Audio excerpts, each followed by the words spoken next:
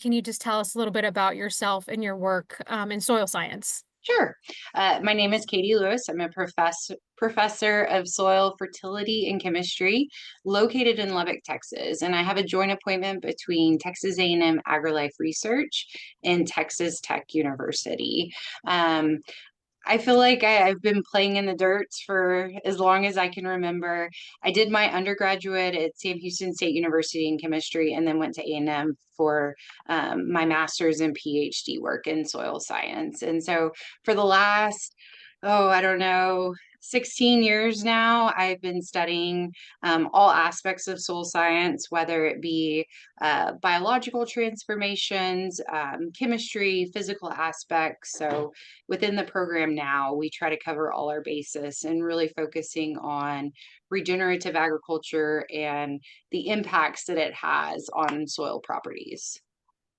I'm always so interested in how people get into their career field. So what was it? Yeah. What was it that inspired you to kind of pursue this field? So I'm a nerd at heart. I love science.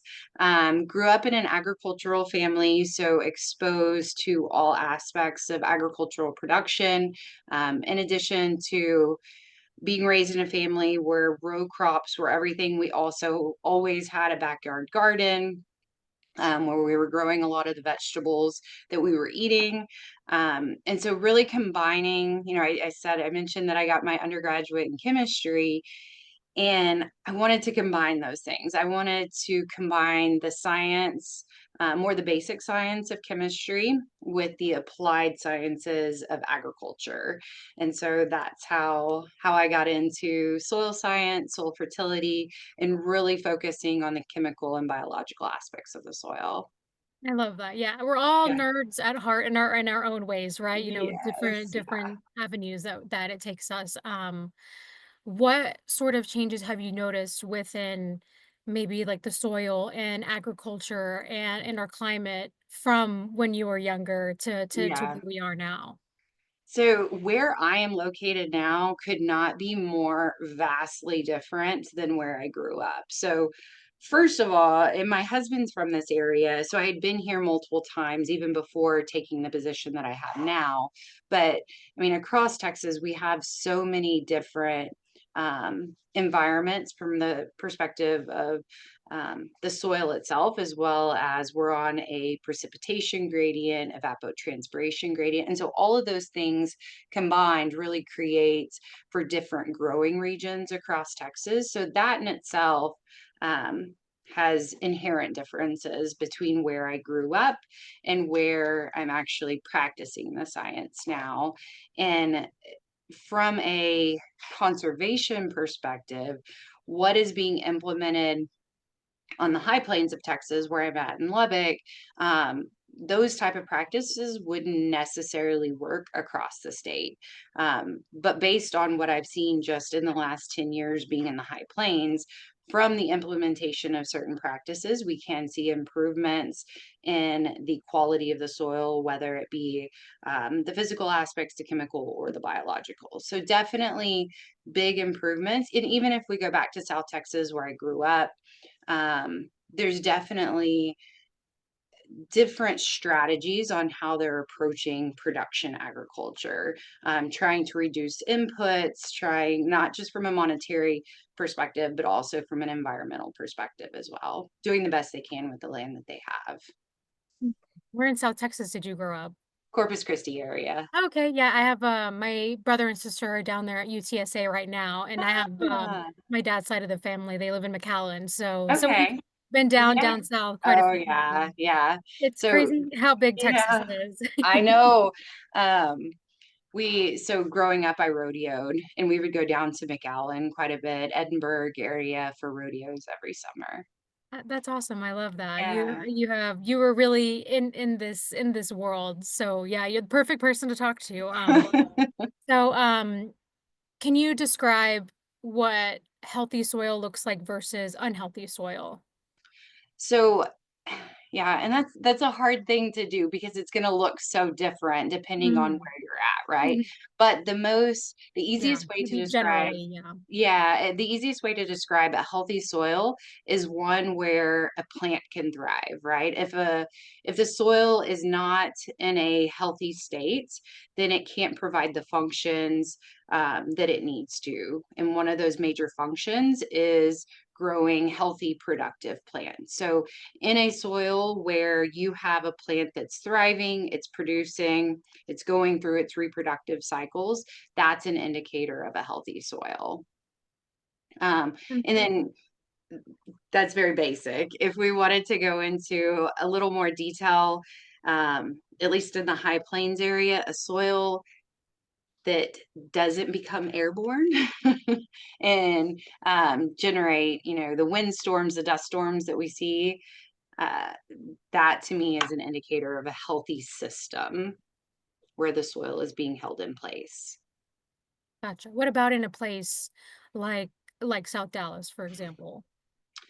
So to me, again, I think I go back to the plant as being the best indicator of a healthy soil. And in a soil where you can grow and produce the crops that you're aiming to produce, that's an indicator. And there's going to be certain combinations of soils. So some soils are inherently more acidic in nature. Um, and so there's going to be certain plants that do better in that environment. Just because a soil is more acidic doesn't necessarily mean that it's unhealthy. It still just has to perform its basic functions, and one of those is supporting plants. And I feel like there's growing momentum for regenerative agriculture, Mhm. and it seems to be kind of gaining more and more momentum. From your perspective as a soil scientist, how do you define it, and how is it different from conventional farming? Yeah. So we taught a regenerative class this last semester. And one of the things that we asked the students to do was to define regenerative agriculture, because there's not just a real direct definition of what it is. But to me, it's a system that is going to support continued production on that piece of land. And it's a system that's going to provide for both from an economic perspective and environmental. So it's going to result in less of a negative environmental impact. It's going to provide beneficial impacts, as well as provide for the landowner. So that can look very different depending on where you're at. If you're, in a more urban gardening, farming type environment, it's going to be to grow crops that are going to produce the vegetables and the fruit um, for whoever the consumers are.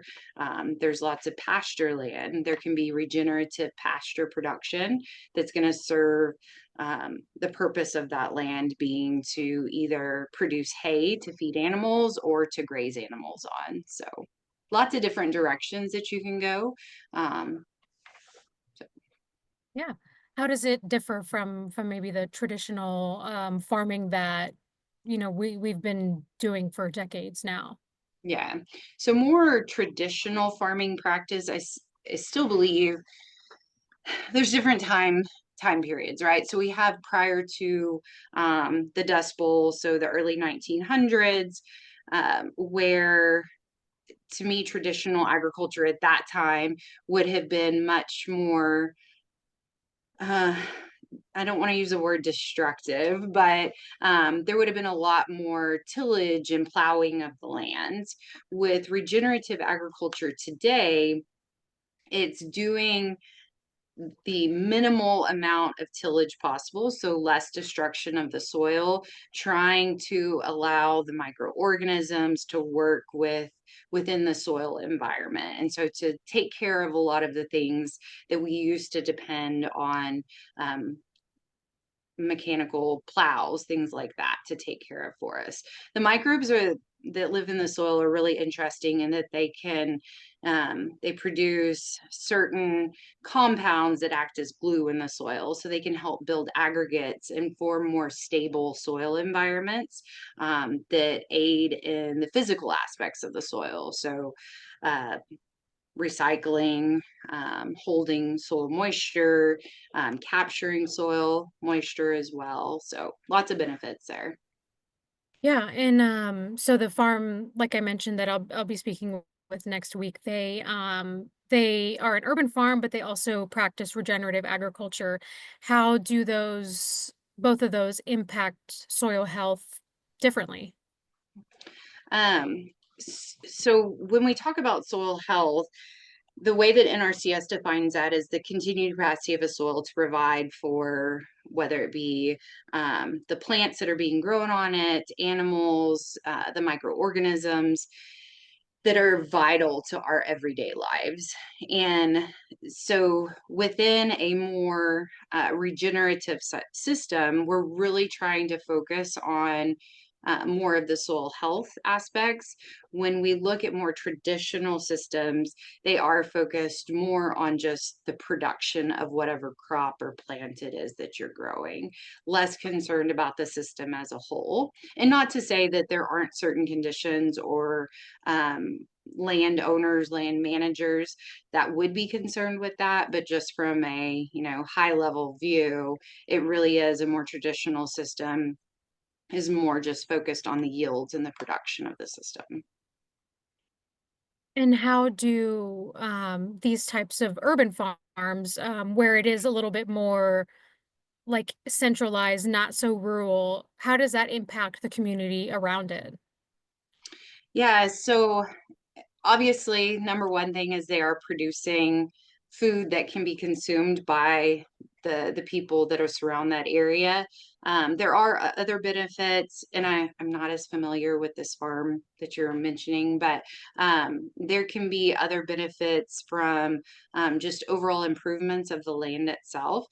Where I'm at in the High Plains, dust storms are a huge issue, and so anytime we are practicing um, like keeping residue on the soil surface, keeping the soil covered, that's going to help reduce any sort of movement of that soil into streams and rivers or just moving through the air where we can have respiratory issues. So I would imagine in that environment, in South Dallas area, that it would definitely be more of an issue of not allowing erosion through water. So if you're keeping the soil in place, you're not having sediment reach any sort of surface water bodies, as well as any sort of chemicals that are applied. And I know chemicals has a very negative connotation. I want everyone to know that it's not always bad. That there are definitely nutrients, things that we're providing to those plants that are healthy for the plants. But still, we want them to stay in place. We don't want them to reach any surface water bodies. So fascinating. There's just so much. I feel like it's not really discussed enough, I guess, the importance of soil just beyond farming. How does it Yeah. also impact things like air quality, water retention, and urban heat? Dallas is also a place where we're seeing, the urban heat index just getting worse and worse. So Yeah. how does soil health impact things beyond just farming in our food? Yeah, so the soil itself can absorb heat, right? If we are nothing but concrete, that's going to reflect heat back into the atmosphere. So that helps, the soil itself helps keep the earth from warming. Um, and it's an excellent buffer to any sort of um, toxins, chemicals, anything that may get spilt on the soil surface.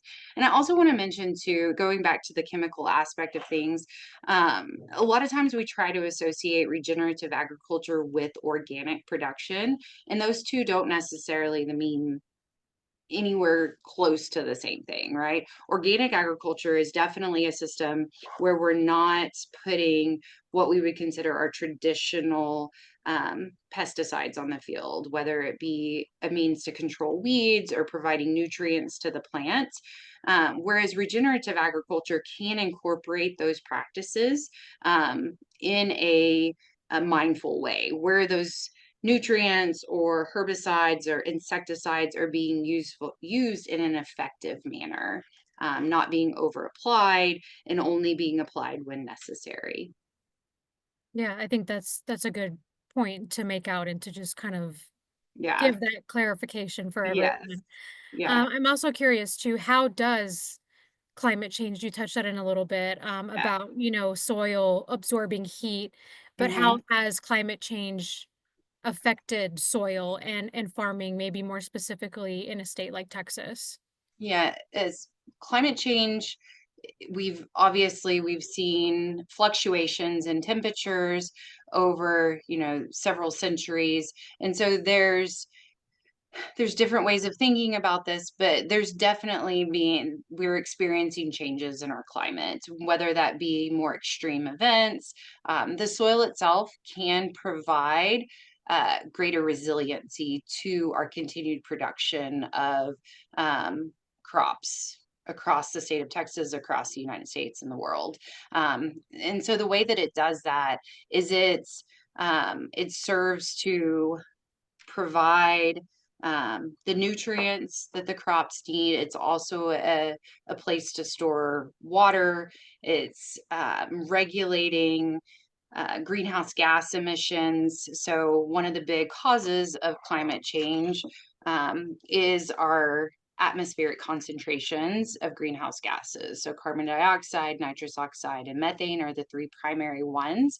And the soil can act as a place to sequester those gases. So, we can sequester carbon in the soil, meaning that we would have less carbon emissions into the atmosphere, potentially having a positive impact on climate change and just by reducing the atmospheric concentrations of greenhouse gases. And how does that kind of tie into more people looking into regenerative agriculture, Mhm. and how do those kind of work tangentially to improve things like climate change? Mhm. So regenerative agriculture, a big component of that is reducing greenhouse gas emissions. It is focused on not just keeping the soil in place, but keeping the carbon in place too. We want to try to keep as much carbon in the soil as we possibly can, as well as nitrous oxide and methane, since they can have even a greater impact on climate change. Um, and so when we're implementing certain practices that are considered more regenerative, like cover cropping, crop rotations, reduced tillage or plowing of the soil, that is going to serve to uh, it's a means of keeping those uh, gases in the soil. So we're going to have less emissions, less losses of greenhouse gases if those practices are implemented. And I'm also just curious too, would you happen to have maybe any measurable data of how, I know it's still kind of early days and it's still kind of just barely growing in momentum, but Yeah, yeah, if you have any measurable data to speak to how regenerative practices have been beneficial to climate change in any sort of way, I would absolutely. definitely love that and would love to include it in the story as well. Absolutely. So, a big component of the research that we conduct within my program is focused on regenerative agriculture and the impacts that it has on greenhouse gases, um, focused primarily on carbon and nitrogen cycling, but also on water dynamics within the soil. And so, the idea is that any precipitation that a field receives or a farm receives, you would like to capture that in the soil and reduce the runoff of the water. You want the crops to be able to utilize that. And so, two of the big things that we do is monitor greenhouse gas emissions as well as water dynamics when we've implemented these practices. And based on what we have seen, where we have a system where regenerative practices have been implemented, we have greater carbon stocks in our soil. By adding carbon to the soil in the form of plant residues, we can improve the ability of the soil to capture water, so greater infiltration rates of the water, as well as greater storage. Reducing evaporative losses would be the means for reducing any sort of losses. And then also we see a reduction in greenhouse gas emissions. We have greater carbon inputs into the system as well as greater carbon gains within the system as a whole. So it sounds like nothing but good things. Yeah, so some of the things that farmers experience when they start implementing certain practices is they may see a reduction in their crop yields. And that goes back to primarily we can't manage a regenerative system the same way that we manage a traditional system. And so there has to be certain things that are tweaked, like maybe even when you're applying your nutrients to the system, has to be changed slightly to meet the demand of the crop in this new regenerative system.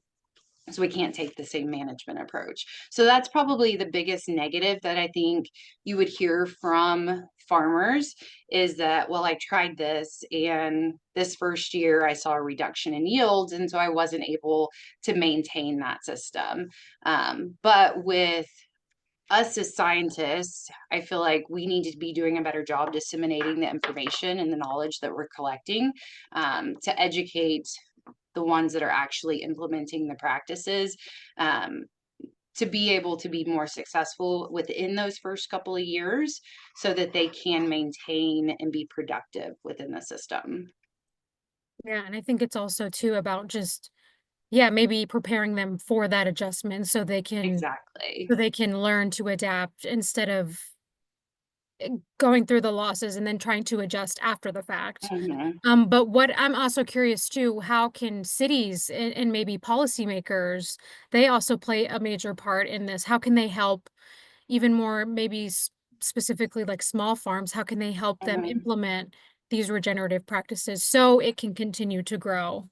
Absolutely. So our government agencies, NRCS, is very good about programs that can aid in helping small landowners, small farmers implement and maintain. So there are like cost share type programs where they can help offset some of the potential losses in yield. They also do an excellent job educating, so in addition to just the programs that exist, you can go into your local NRCS office. They have information to share. A lot of times that the data that we're generating as scientists, um, those projects are supported through NRCS and other USDA type programs. And so they would have that information to share with either the landowner, the land manager, the farmers that are actually implementing the practices. So the knowledge is there.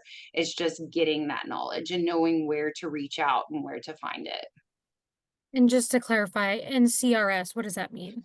NRCS is, oh gosh, you would ask me this. Can I hold on? Yeah, I yeah, want look it to tell up. you correctly. uh, Just because I also don't know what that means. Yeah, I say it all the time. And so it's a branch of USDA, Natural Resources Conservation Service. So NRCS is the National Resources Conservation Service through USDA. And so they have people across the states that can assist. In addition to NRCS, go into your local extension office as well. So within the AgriLife system, we have extension offices across the state. There's one, a brand new, beautiful center, research and extension center in Dallas. Very knowledgeable, educated people there that can help answer your questions and address any issues that you have. So for a farm like restorative farms, the ones that I'm going to speak to next week, an urban farm, why is it so important for them to prioritize soil health, especially in an area where it is urban, there's already so much pollution and smog and all of these things. Mhm. How does prioritizing soil health, why is it so important, especially for an urban farm, and how can it benefit the community that it's in? Yeah, so a more regenerative type system is going to be one that has that resiliency to it. So we may have a summer where, well, we've had a lot of them lately, where it's been extremely hot, limited rainfall, and a regenerative system isn't going to have. or should have more resiliency to those extreme weather events. It's going to be a soil that is better able to handle, 4 inches of rain in a hour period. It's going to be able to capture that water. You're going to have less runoff, less erosion of the soil. And so to me, that's probably the two big things that, regardless if it's an urban farm or it's a large landowner, just the resiliency that's, coupled with regenerative systems is going to be the biggest benefit. What would you say are some of the biggest challenges to maintain soil health, especially in a regenerative way on an urban farm versus maybe a rural farm? Um, s- so, and to me, it's really hard to distinguish between the two just because it's going to be very similar practices, it's still that same mindset. Um, Mhm. and I, I am more of a large row crop type scientist, agronomist. But really those first few years of implementing the practice is going to be the biggest challenge because you're doing everything so different. You're having to adapt to this new system. And like I said, a lot of times, you know, we can't continue to manage it the way we were previously. You may have different pests that become an issue because you're implementing these new practices, not necessarily any worse or any better, but just a very different system. And so overcoming all of the little, um, issues that you might have within the first couple of years is going to be a big challenge.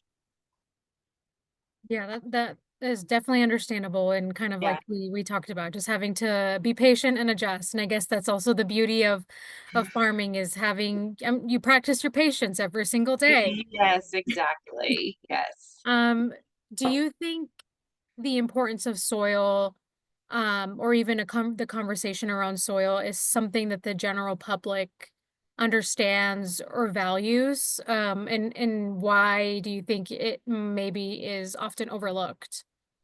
I'm going to say no. And the reason for that is I was speaking at a grower meeting down in Victoria last year, about 6 months ago or so.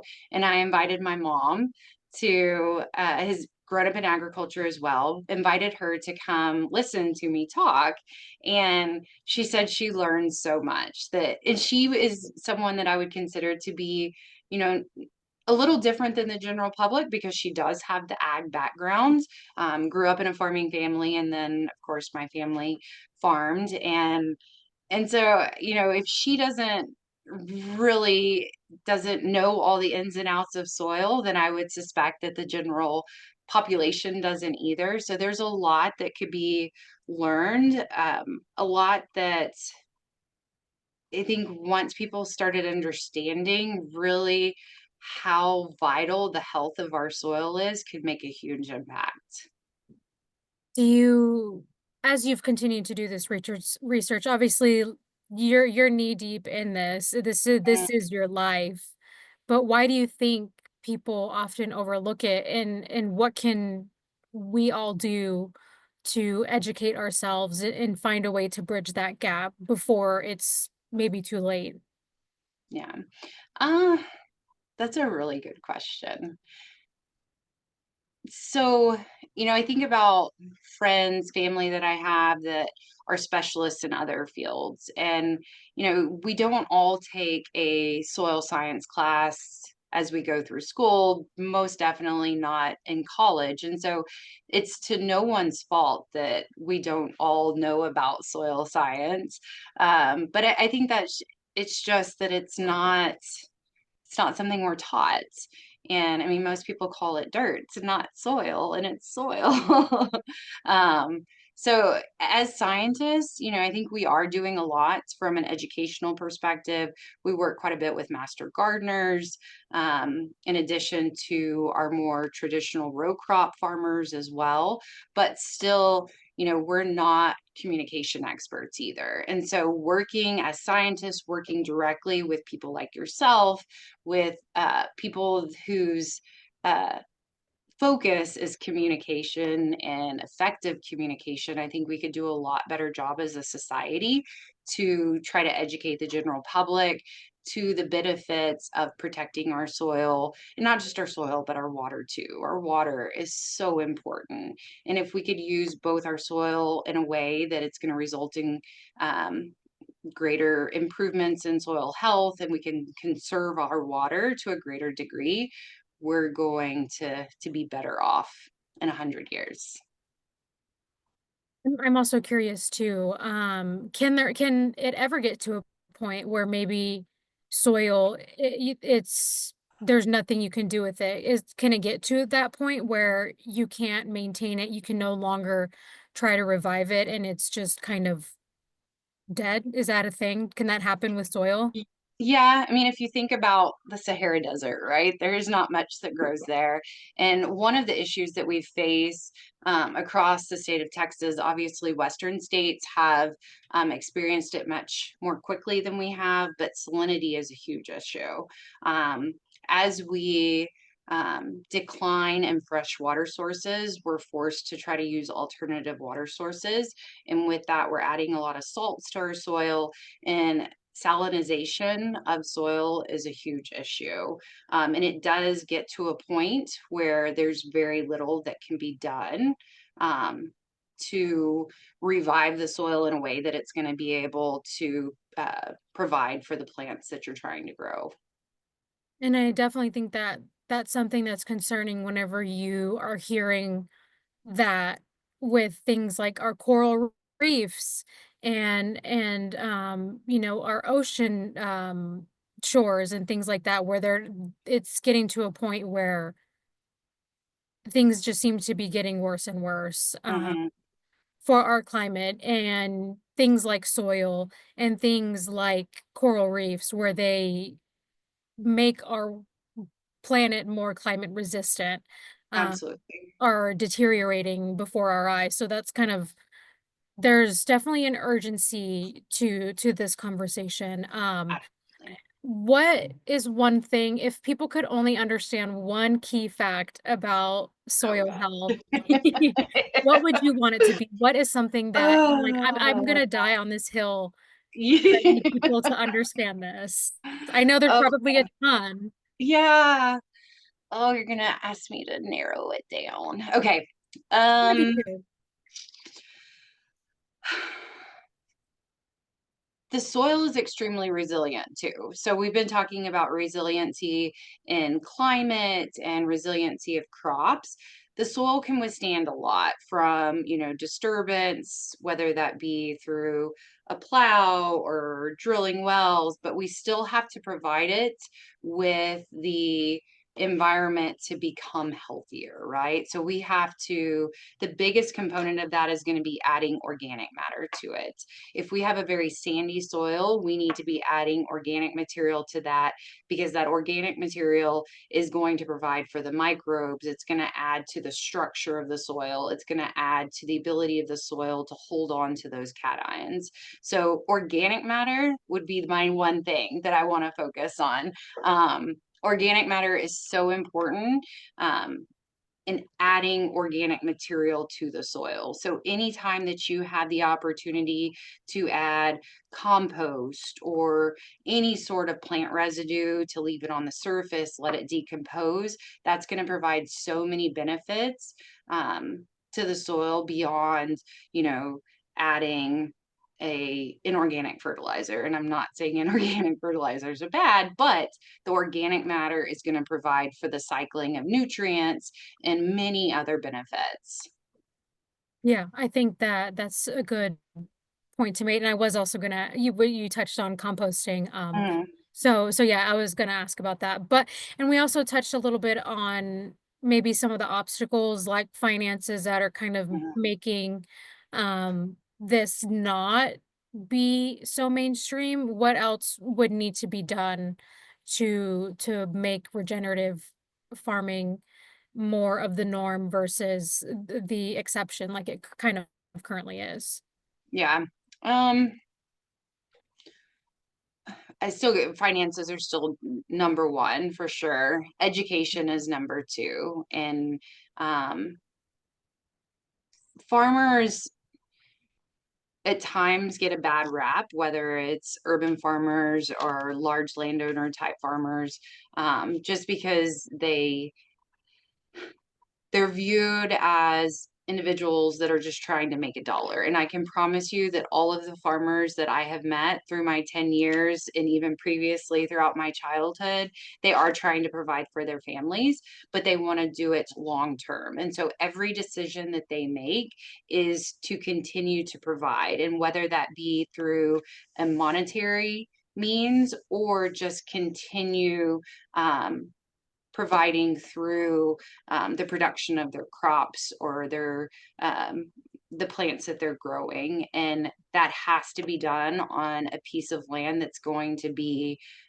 productive. And if they are treating the soil in a way that's not going to result in that, number one, they're going to go out of business. They're not going to be able to provide, but the majority of them are doing everything they can to continue providing for both their family as well as the general public. And they have to maintain the land and the soil in order to be able to do that. Yeah, so it's definitely you have to be intentional with if you want to transition from traditional conventional farming to regenerative, and otherwise it will be, you will be wasting your money and your time and your effort. Absolutely. Yes. Um, if this process doesn't get implemented, more broadly, how would that impact our climate and our food systems in the next 10 to 20 years? Mm. I would say that the number one thing that's going to happen, and not necessarily just because of us not implementing these practices, I think that it can serve a small part of continuing production, but it's just our water resources. So by implementing certain regenerative type practices, it does allow you to do more with the water that you have and also conserve water. Because you are reducing those losses. So within the next 10 to 20 years, I think we're going to see a huge difference in our water supplies, um, and as well as the water sources that we're using to grow our crops. So obviously we want to maintain our fresh water sources, but we also need to be thinking into the future about how can we use alternative sources while also implementing regenerative practices to sustain production across the United States.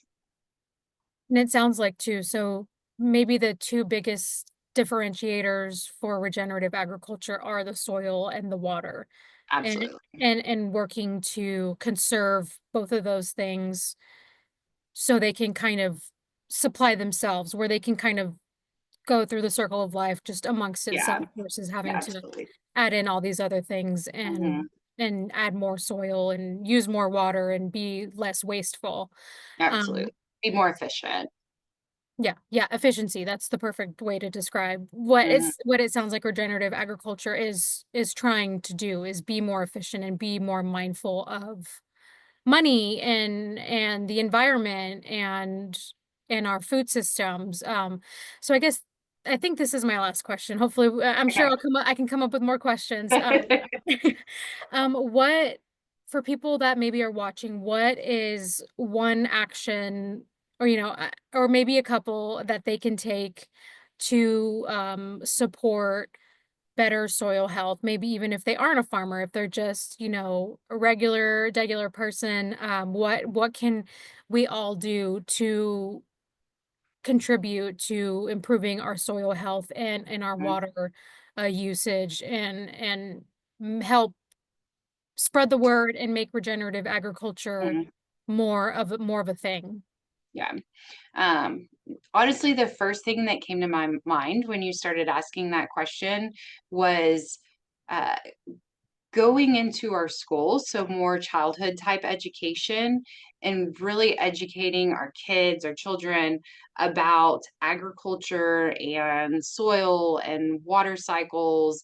And I think if we start there, that'll move us to a place in the next 10 to 20 years where we're all going to be much more mindful. But also, I know I have a 5 year old, and she constantly comes home and tells me what she learned at school. And so, if that message is being disseminated to kids, I think it's going to move throughout the home. Um, and then also, if my 5 year old saw us watering our lawn and all the water was running off into the street, she might have something to say about that as well. So that's number one, is education to our youth. I think would go a long ways.